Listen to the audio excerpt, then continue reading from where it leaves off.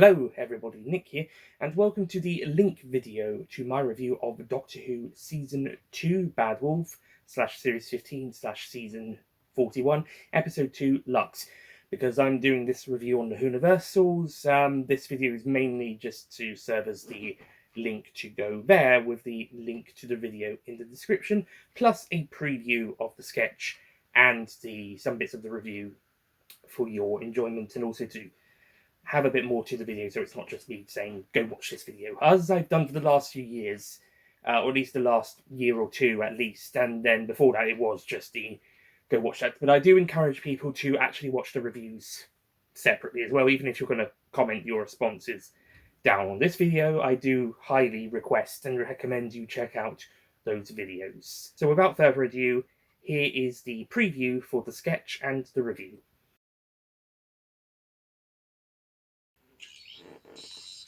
You're Scooby-Doo, honey.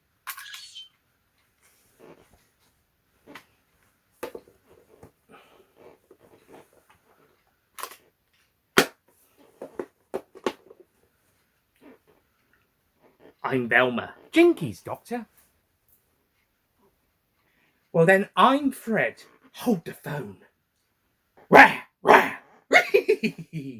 get ready, 'cause here I come.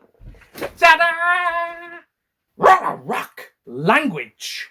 Yeah, but this video isn't exactly made for kids, or at the very least not young little kids. I'd say it's about 10 to 12-ish and up. You know, preteen, young, teenage. God, that's 2 weeks in a row I've said that. Is that going to be my thing now? Don't make me laugh. But yeah, it probably is gonna be, if you keep it up for the next 6 weeks or so. But your cartoon characters, both of you, even though in this sketch everybody is in live action. Don't make me laugh! Trudeau, hold on. Is there a reason we shouldn't make you laugh? Don't make me laugh!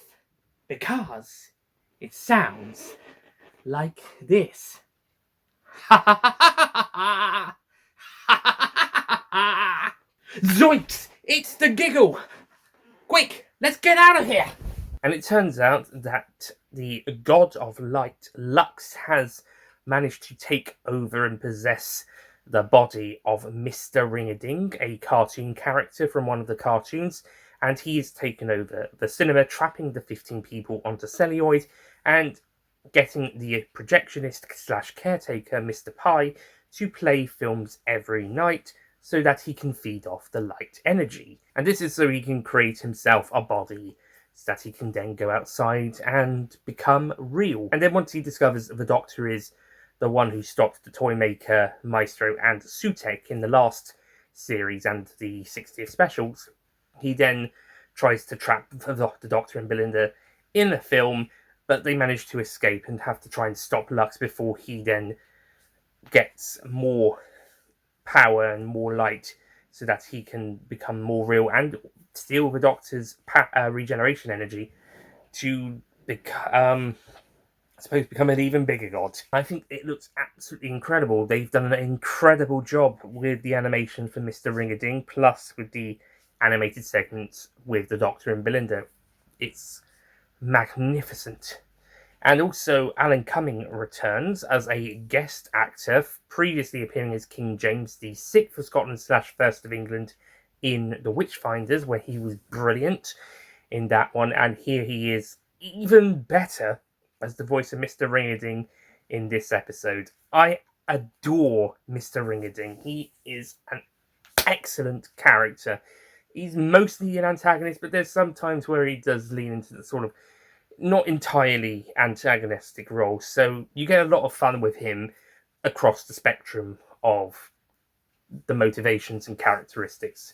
Like, yeah, he's definitely the bad guy, but he still gets moments where he sometimes tries to play off as innocent or as romantically loving and enjoying what he's doing, or just kind of being cool. Plus also the bits in the cartoon with the original Mr. Ring-a-Ding before he was possessed by Lux. I also want to shout out that they do a really good job of establishing Miami 1952's relation to how they feel about people of color and how people around them would feel. In this episode, they lean to more on the case of they acknowledge it, that the white people are happy to talk to them about the situation because it's 4 o'clock in the morning and there's a mystery to be solved, and there's a lady who's missing her teenage son, so they'll talk to anyone about it. So yeah, there is a bit in when they're in the real where they think they've gone back to the real world, but they haven't really.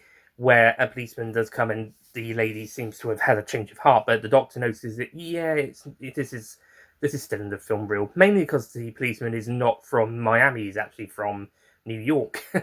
Wrong uniform. But yeah, this was a great scene of tension building there until the Doctor pointed out the lack of continuity. So that was great. Also, I actually liked the 11th Doctor music being present. I know some people are like, why is there 11th Doctor music playing? My question is, why not? I did like Mr. Pye as a supporting character as well.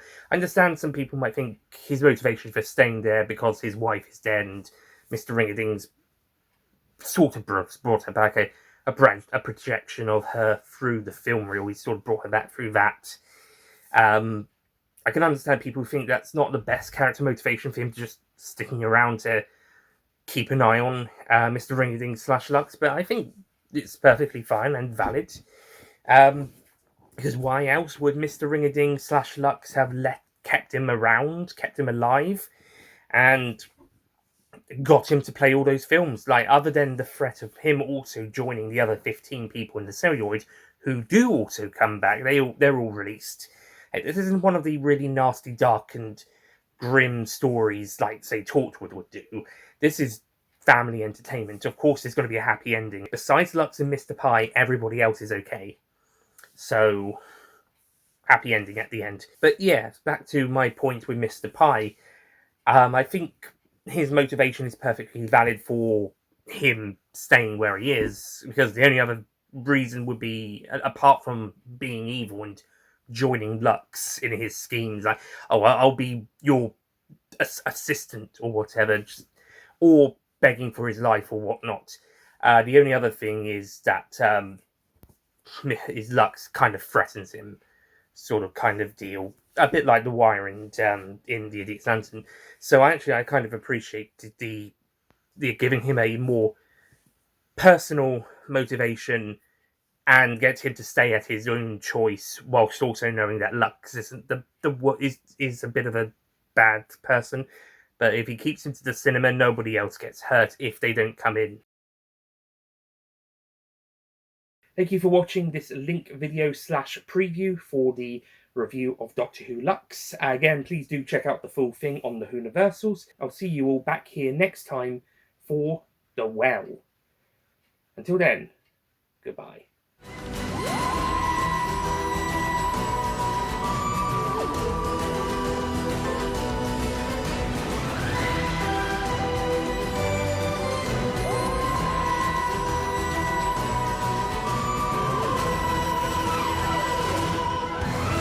Don't forget to click below to subscribe to the Nicholas Payne YouTube channel.